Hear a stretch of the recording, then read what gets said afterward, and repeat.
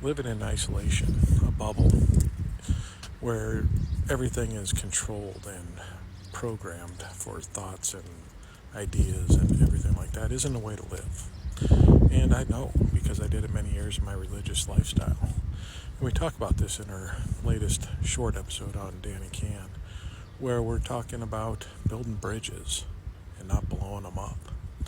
Because there's a trend that's kind of going around now where bubbles are being formed on the opposite direction of the conservative side of the aisle.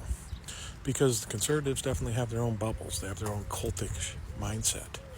But there's other ones forming on the other side where we're just not going to accept anything outside of our mind, outside of our little ideologies and everything like this, which limits the growth, limits the learning.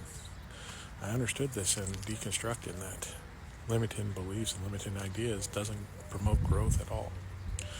So when I see stuff on videos and reactions to videos of people wearing red hats talking about the Epstein list and saying, well, if that doesn't get released, that's the thing that's going to open my eyes to the whole thing. And the reaction being saying, that's what opens your eyes, not all the other stuff that's been going on.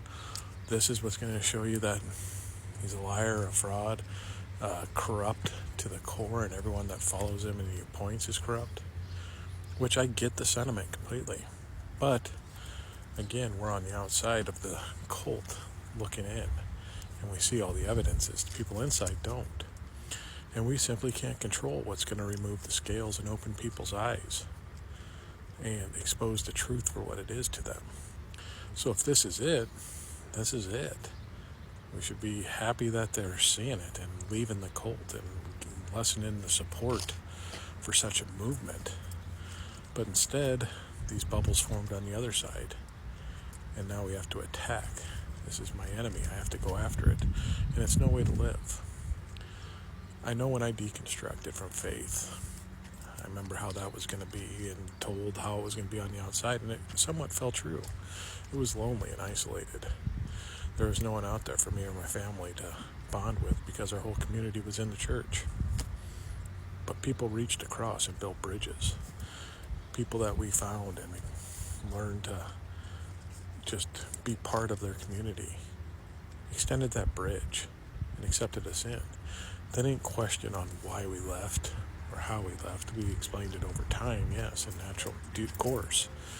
But they just opened up the bridge and let us come across and accepted us and took us in. It's a lesson I think a lot of people that deconstructed could use in times like these.